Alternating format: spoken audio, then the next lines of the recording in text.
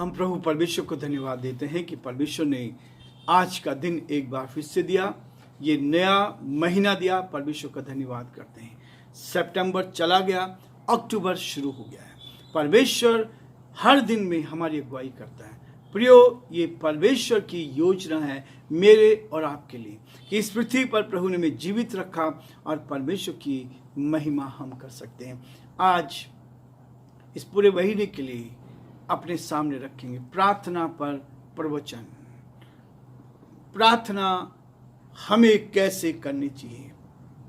आज 2 अक्टूबर है, गांधी जी का जन्मदिन।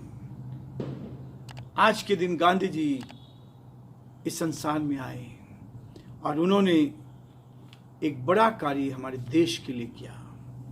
हम गांधी जी को याद करते हैं इस बात के लिए कि उन्होंने परमेश्वर के इस वचन को बहुत महत्व दिया है। और वचन में लिखा है, गांधी जी ने इन शिक्षाओं को अपने जीवन में लिया। इस बात को बताया गया, परमेश्वर के वचन में ये कहा गया, यदि कोई तेरे गाल पे थप्पड़ मारे तो दूसरा फेर देना। ये बाइबल का संदेश है जो गांधी जी ने अपने जीवन में लिया। प्रियो, यही है जब हम परमेश्वर के वचन का अध्ययन करते हैं। गांधी जी ने भी इस वचन का अध्ययन किया और निकल अध्ययन किया, परंतु इस बात को उन्होंने लोगों के सामने कहा और इस बात को बता दिया कि लोग इस बात को जान पाए कि यदि कोई तेरे गाल पे थप्पड़ मारे तो दूसरा उसकी ओर फेर देना। लूका उसका 6 अध्याय उसके 29 पद में लिखा है। ये गांधी जी के शब्द नहीं थे, लेकिन ये यीशु मसीह के शब्द थे। प्रियो, गांधी जी को हम बराबर याद करते हैं और आज गांधी जयंती है। परमेश्वर का धन्यवाद करते हैं कि उन्होंने संसार में आकर हमारे देश को आज़ाद किया। हमारे देश को आज़ाद किया। उन्होंने संघर्ष किया, कष्ट सहा, तकलीफ सही और जीवन के लिए परमेश्वर ने उनको इस पृथ्वी पर इसलिए भेजा कि बहुतों को आज़ाद करें। इस देश को आज़ाद किया, इस देश को आज़ादी दी। इसलिए प्रियो, आज हम उनको याद करते हैं, उनके उन बड़े कार्यों के लिए जो उन्होंने इस पृथ्वी पर आकर की है। और हम यही चाहते हैं कि हमारा जीवन भी ऐसे ही गुनाहों से आज़ाद रहे। यदि कोई तेरे गाल पे थप्पड़ मारे तो तू दूसरा फेर देना।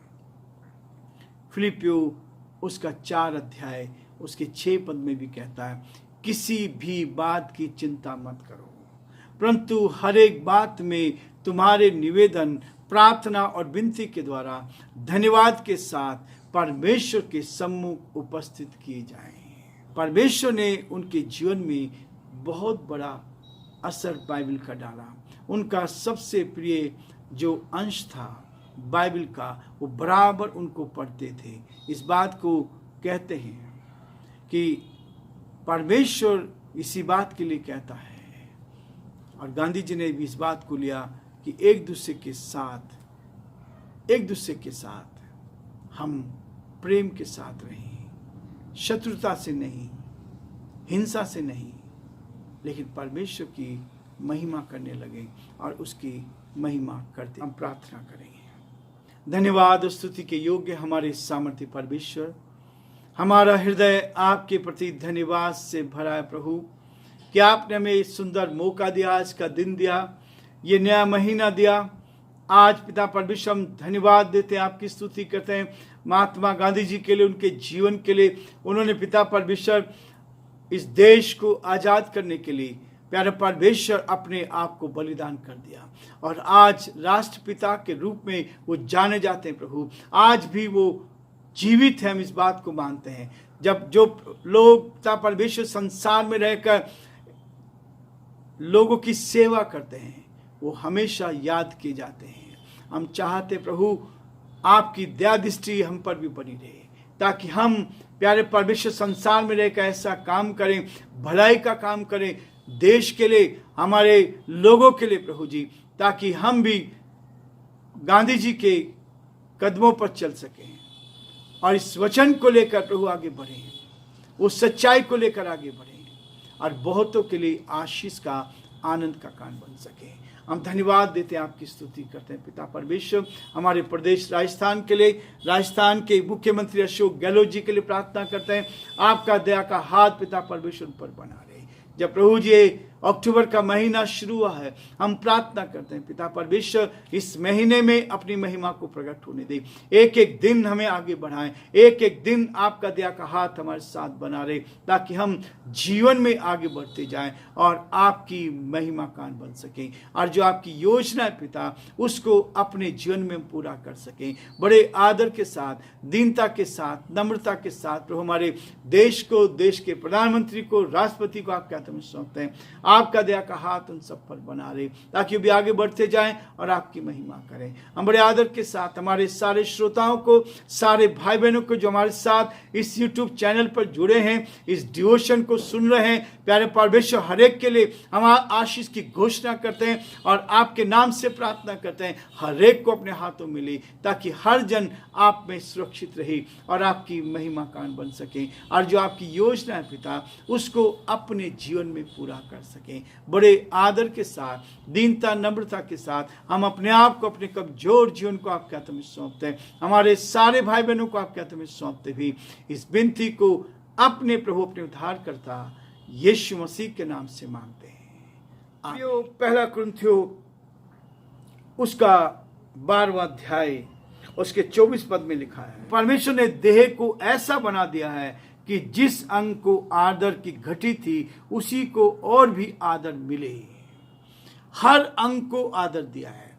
संसार में लोगों ने अलग अलग तरीके से लोगों को कमजोर जाना, तुच्छ जाना, लेकिन परमेश्वर ने हर एक को आदर दे दिया।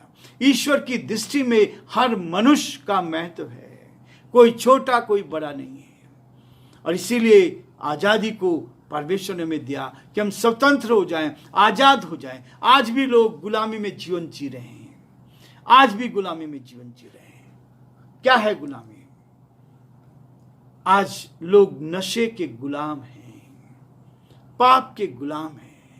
नशा, एक छोटी सी सिगरेट, एक छोटी सी बीड़ी, जिसके बगैर आज मनुष्य रह नहीं सकता, लोग उसके गुलाम बन गए हैं।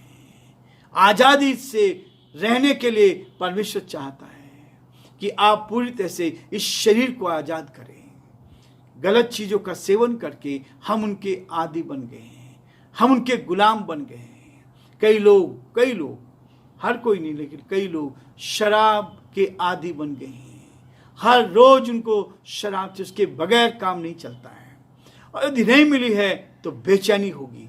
प्रियो, इस गुलामी से हमें आजाद होना है। जैसे हमारा देश आजाद हुआ, वैसे ही इस पाप की गुलामी से, इन छोटी छोटी बातों से, इस नशे की गुलामी से हम आजाद रहें। और ये मनुष्य की स्वतंत्रता दी गई है। आप इसको लेते हैं या नहीं लेते हैं, ये आपकी इच्छा है। कोई जबरदस्ती आपके साथ नहीं करता।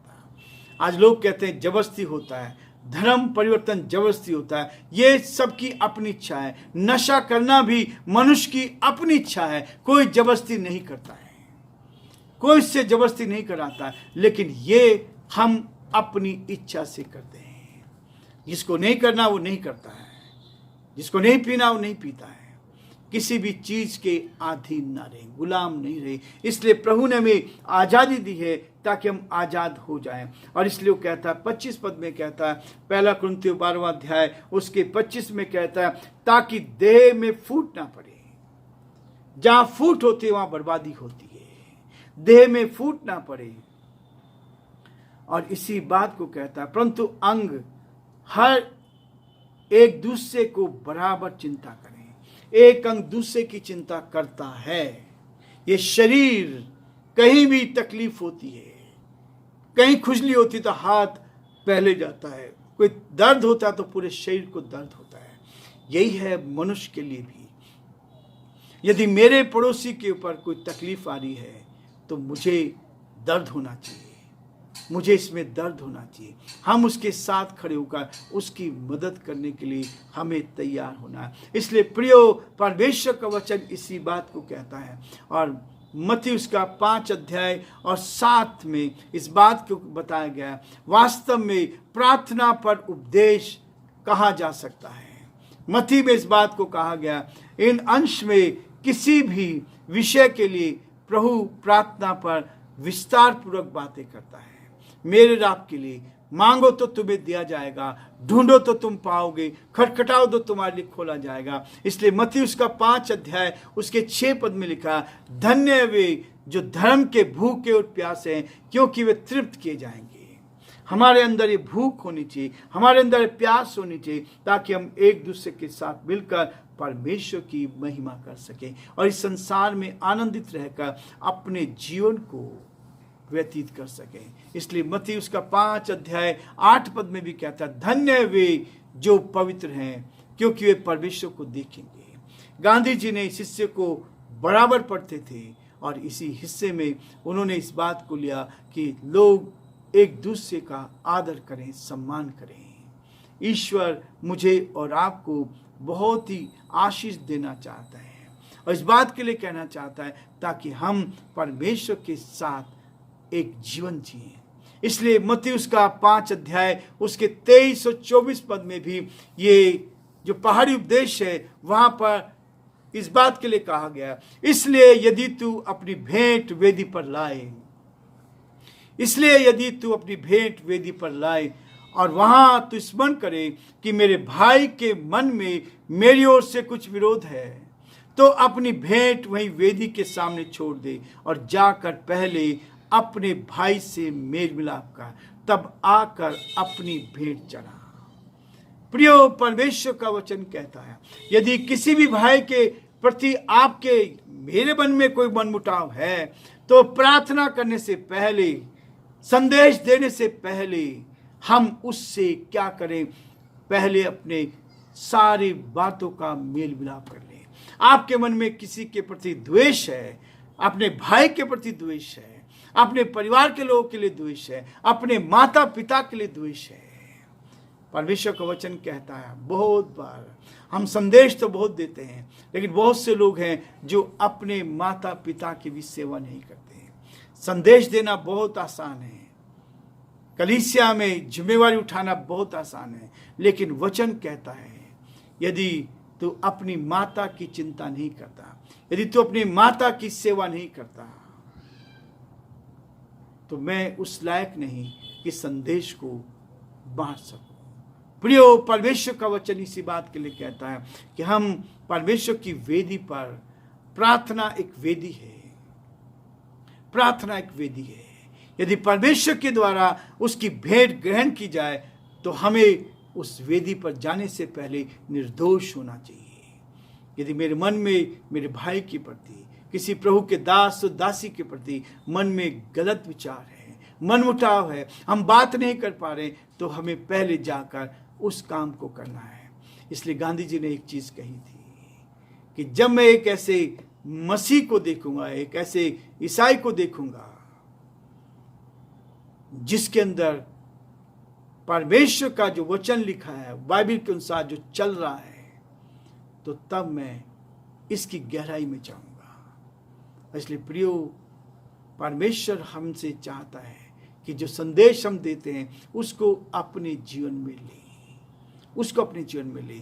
इसलिए प्रभु मुझे और आपको इसी बात के लिए कहता है, यदि प्रार्थना में जा रहे हैं, यदि दूसरों के लिए प्रार्थना करें, यदि हम संदेश दे रहे हैं, तो पहले मुझे अपने आप को देखना है।